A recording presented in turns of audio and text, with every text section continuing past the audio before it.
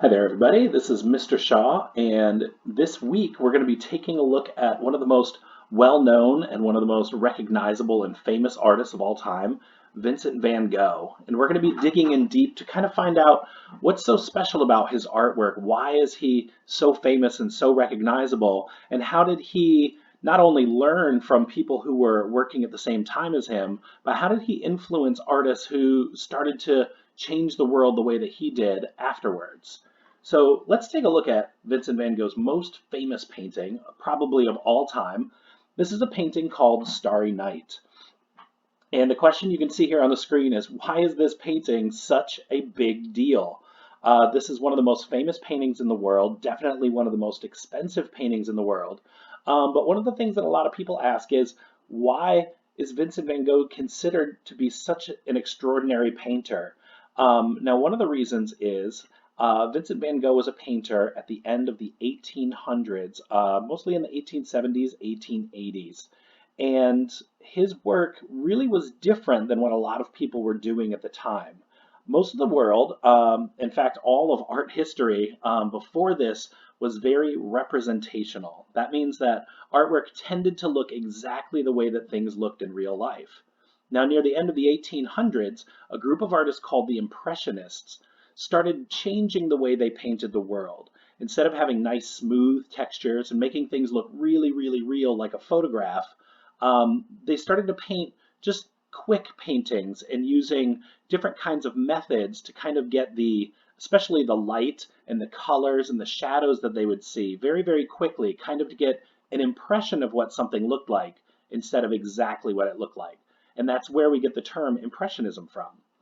Now, after some artists, mostly around the area of Paris, France, started doing that, Vincent van Gogh became an artist as well, and he started to paint in their style in the beginning, and then through his own creative juices and his imagination, started to paint in a different way. Now, if we take a close look at a little section of Vincent van Gogh's painting here, we can see some really interesting things going on.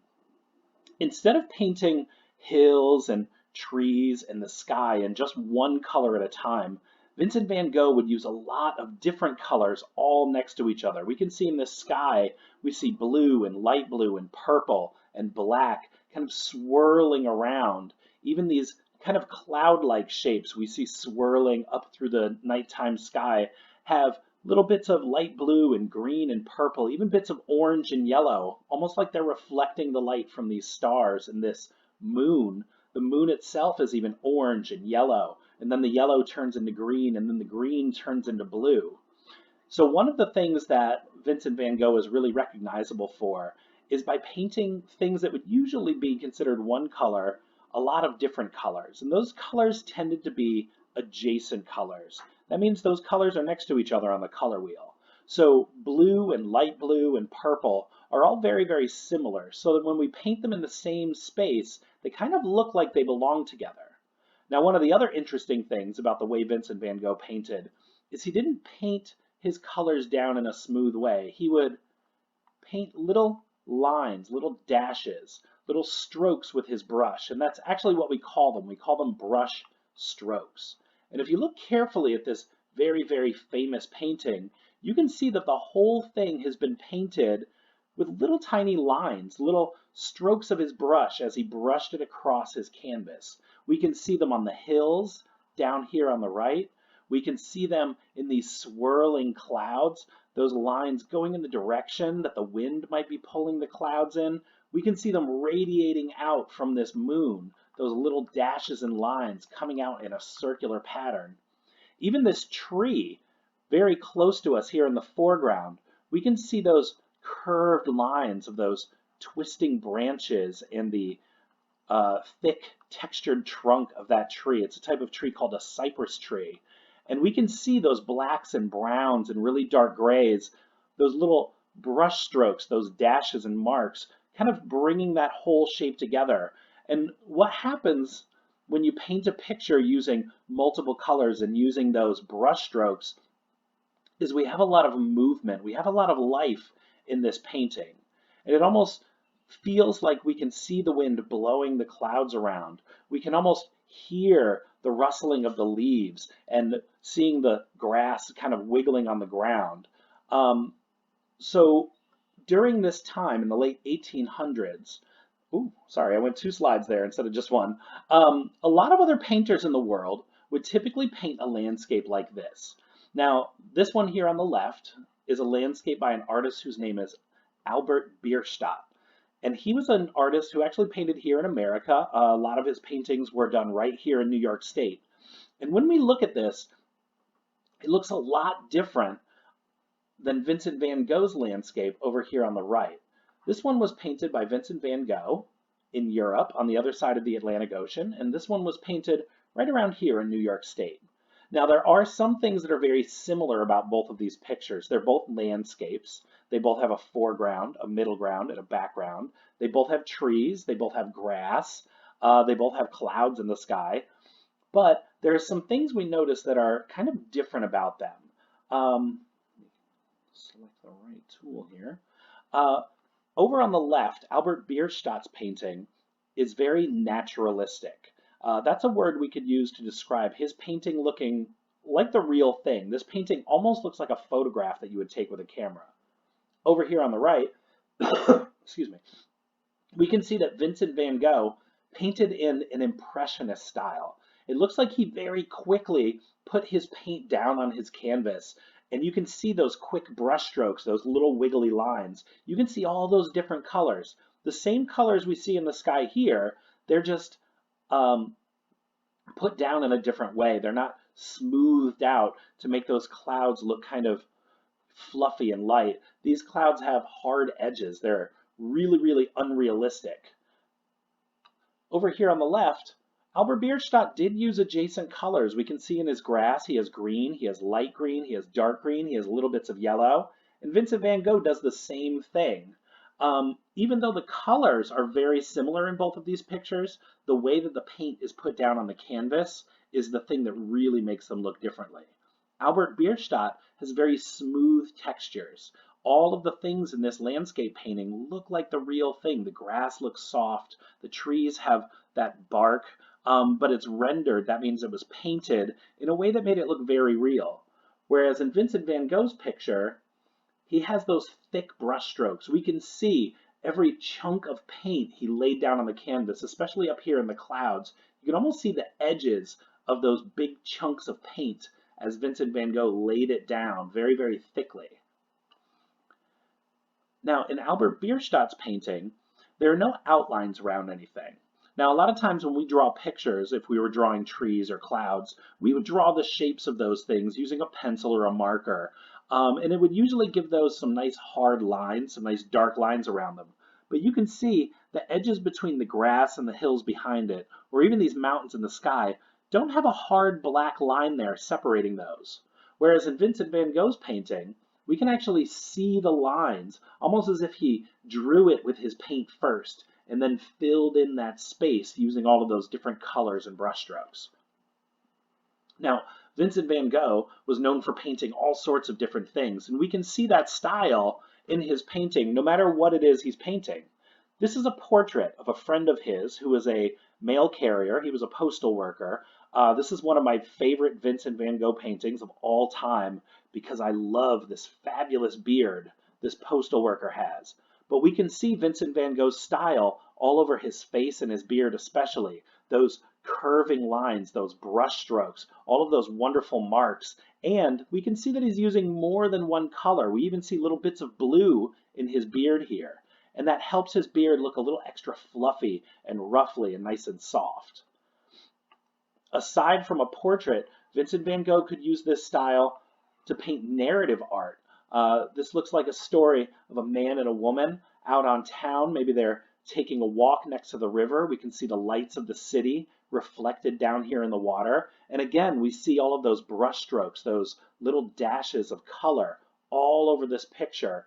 And that's what we would call an Impressionist or even Post-Impressionist style.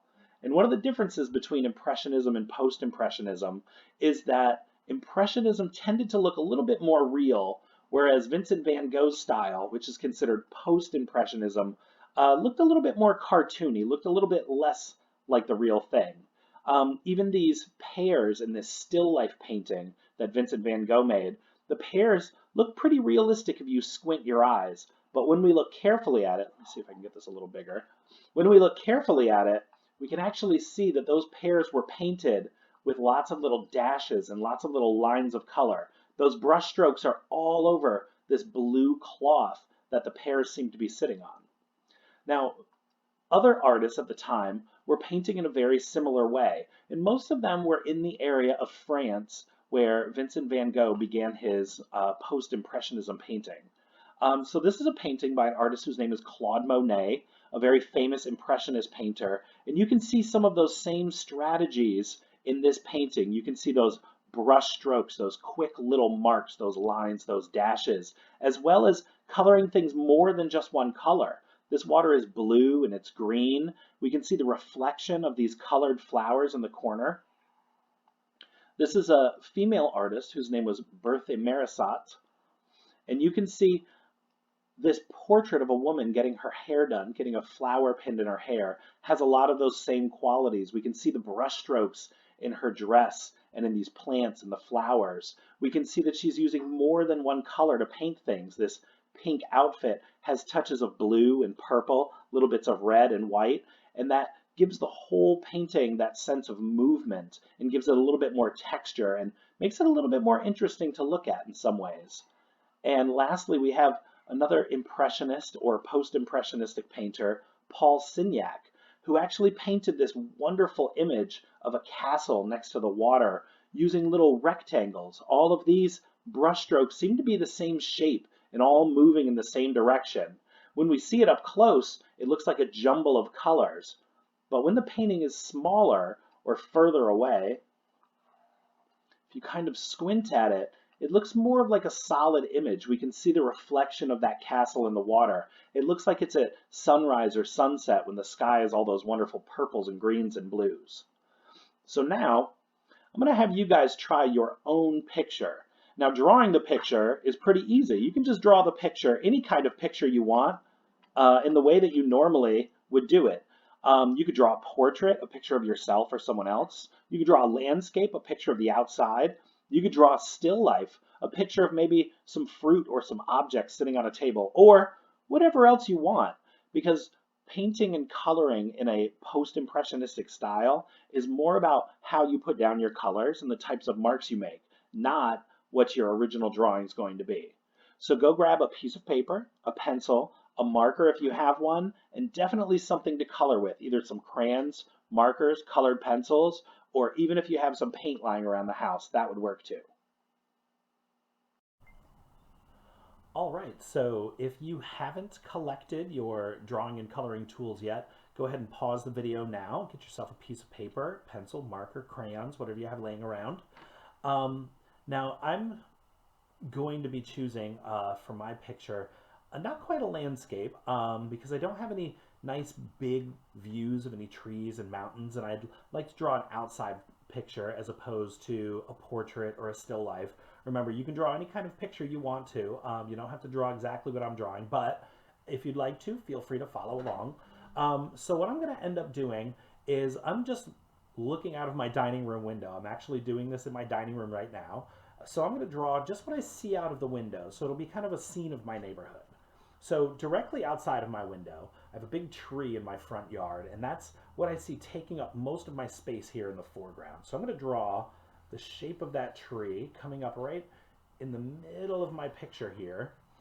And then I see some branches kind of bending down across my window. I'm not actually going to draw the frame of the window because I don't want that to be part of my picture. But I see those branches kind of bending down like this. And then there are big clumps of leaves. I'm just going to draw these big clumpy shapes around the leaves here. And there's some leaves coming out from some branches that are in front of the tree. There are a couple of branches sticking out on the other sides. Again, when drawing trees, it's always a really good idea to start with kind of the trunk of the tree and then the branches of the tree. I'm just drawing some lines here for the texture of the bark.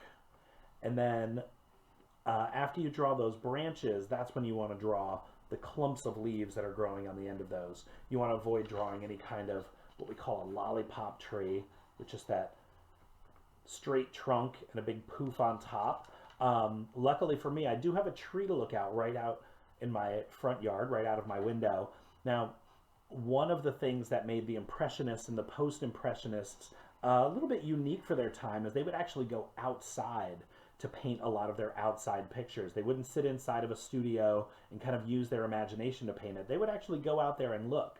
So if you have something to look at, that might really help your picture look a little bit more naturalistic, look a little bit a little bit more like the way you want it to look. So I have this very big tree taking up a lot of my view, and that's okay, because behind it, I have a street. This is the street in front of my house. And then there's a little bit of a curb. So I'm going to draw that straight line for the curb. And then I'm going to draw a line for the grass. There's a little patch of grass all the way through there. I'm just going to draw little spiky lines for my grass here. And actually right across my street in the grass, there's a fire hydrant. So I'm going to draw that as well. It's kind of this dome shape with the spigot sticking in all four directions for the water to come out. Hopefully we'll never have to use that.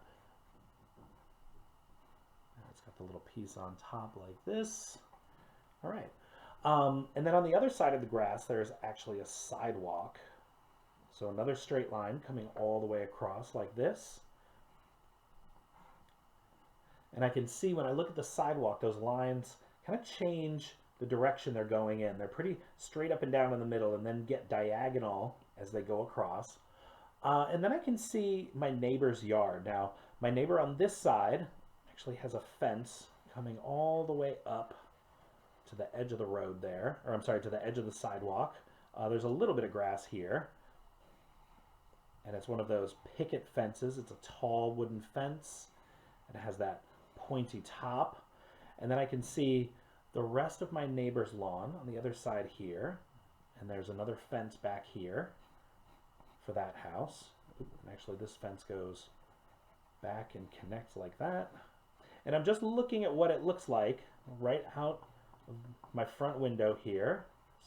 Some fences here. I can see a little bit of my neighbor's house peeking out under this tree, and the sidewalk going up to their front door. There are some steps there. But really, for the most part, I see a lot of this grass, and then I see the tops of some evergreen trees peeking out of the yard behind this fence. And then I see a little bit of someone else's house back here and a tiny chimney poking up right about there. So now I have a pretty nice picture of what it would look like outside of my front window. Just exactly what I see right out of the window. I see the street, the grass across the street, the sidewalk. So now what I'm going to do is I'm going to very, very quickly darken all of my lines so that when I color my picture, I'll still be able to see my drawing underneath it. Now, I'm going to speed up my tracing so you guys don't have to sit here and watch me the whole time.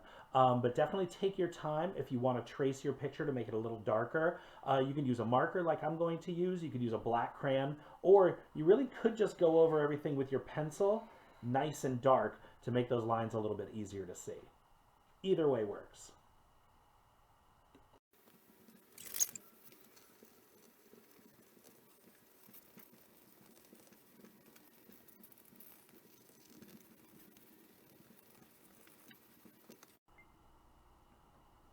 So now that I have my picture all traced and inked and my lines are nice and dark so I don't have to worry about losing my picture, I can start coloring now. Now I happen to have a giant box of crayons in my house. If you have crayons, great. Colored pencils work. Like I said, markers are awesome. If you have paint, that's even better. If you don't have anything to color with, you can actually still decorate your entire picture using that same pencil you might have drawn with. So what I could do, my road and my curb here, the edge of the sidewalk grassy area, are actually both kind of black and gray. So what I could do is I could still use Vincent Van Gogh style brush strokes. I would just be doing them with my pencil. I can kind of make my road or my curb or my sidewalk look gray by just covering that space with lots and lots of little dashes and little lines. Instead of coloring it in with my pencil, like if I were shading it in or coloring the whole thing gray, I want to use little lines instead. Now, obviously you can't color your entire picture gray and black, but you can mix it up a little bit by, say, changing the direction of those slashes for different parts of your picture. So in my road, I could start out with a bunch of slashes going in one direction, and then on my curb here on the sidewalk, I could make those slashes a lot closer together. I could fill up that space with little lines. My third graders might recognize this as hatching, when you have a bunch of straight lines kind of all going in the same direction. And this kind of makes my road look a little bit gray, and it makes the edge of the sidewalk here, that curb, a slightly darker gray because I put those lines in a lot closer. Now, it is a little bit more challenging to do all of that with a pencil, but like I said, if you don't have anything to color with at home, this is a little bit better than nothing. But if you do have some coloring tools, I highly recommend every part of your picture that you want to color, try to find a couple of different colors that you would normally see there. So in my road, I do have gray for my pencil, but I could make some thicker marks with a gray crayon. I'm just going to go quickly through my road and add some gray. But then I can look actually out on the real street and I see that some of it looks kind of black, so I can get some of this. Ooh, that's not quite black. It looked like a black crayon. I can get a black crayon. Ooh, that's purple. Should be reading the labels instead of just grabbing them. Well, I'm not going to dig around for a black crayon now. But what I can do is I'll move up into my tree, and I'll show you how those adjacent colors work while you're coloring. So when I look in the leaves of the tree in my front yard, I see green, but I also see it looks kind of yellow in the places where the sun is shining on it. So in my box, I dug around and I found kind of a medium or regular green. I found kind of a light green, and I found a yellowish color. And I think those are all going to work really, really great. I even have a dark green here. And I'm going to fill in some of those leafy areas using all three of these colors. So I'm going to start, and again, I'm not coloring it in like I'm coloring a regular picture. I'm starting with little green dashes. I'm just covering that space with little green lines, those brush strokes that Vincent Van Gogh would have used. I can cover this whole area with these little green lines. That might be a little hard to see. Oh, that's a little better. And there's leaves in here and in here, and I'm gonna just cover all of that green leafy space from my tree with little regular green marks. Then I'm gonna take out my next green, my dark green, and then I'm gonna add little green lines in those areas as well. And you can see those light green and dark green lines next to each other are starting to look like those paintings by Vincent Van Gogh that had all of those wonderful brush strokes and all those different colors going all the way through them. And I'm trying to draw these lines in the spaces in between my first green so that I'm covering up all of that space. Now, as you can imagine, this does take a little bit longer than just coloring the tree normally with crayons. But one of the cool things about taking this extra time is our picture is going to look really different than a normal coloring page. It's going to look a lot different than something you would normally color with crayons. And that difference is what's going to make that picture look special. It's going to look exactly like a Vincent Van Gogh painting by the time we're done. So I'm going to keep working through this. Now I'm going to use some yellow in these areas, and that adds a little bit more to the color here, makes it look a little bit different. My leaves still look kind of green. They look like a light green, but now it's starting to look like the sun is shining on the tree, which it really is in my front yard. But the key is to use adjacent colors. That means colors that are very similar to each other, colors that would be next to each other on a color wheel. Now, scholars who are familiar with my classroom might remember the color wheel, or you could look up a picture of a color wheel on the internet. But colors like green and yellow and blue are adjacent colors. They're very similar to each other, and you can typically use them in the same areas. So I could actually add some little blue marks in here in my darker areas of the branches, and it looks like it goes together with those. Now, if I threw some red in there, red and green are actually opposite colors. They're called complementary colors. So I want to make sure I want to stick to the colors that look like they belong together, because if I started throwing red in there and purple in there and orange in there, this whole area could get really confusing, and I want to make sure, especially since my picture is going to look very wiggly and textured by the time I'm done, that people can still recognize what my picture is supposed to be. So when I move on to my tree trunk here, I'm going to want to think of colors that are very similar to that brown. So I might get brown, dark brown, orange, maybe a tan color to color in those lines going up and down the trunk of the tree. When I color this red fire hydrant, I can use red and orange and purple because those are all adjacent colors. The fence across the street is kind of an orangish color, so I could use orange and yellow and red. My sky might be blue and light blue and dark blue.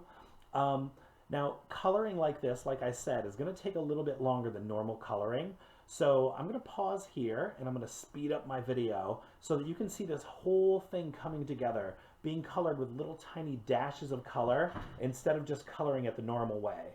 So go ahead and watch to the end of this, and then once you see my completed picture, don't forget, after you finish your drawing, snap a picture of it, send it to me on Seesaw so I can take a look at it, give you some feedback, and then we'll put it up for everyone in the class to see. Thanks for following along today. I hope you enjoy coloring like Vincent Van Gogh and the Impressionists, and come back on Friday, and I'm going to have a fun Friday drawing activity for you. As always, stay safe, everyone wash your hands, and I'll see you next time.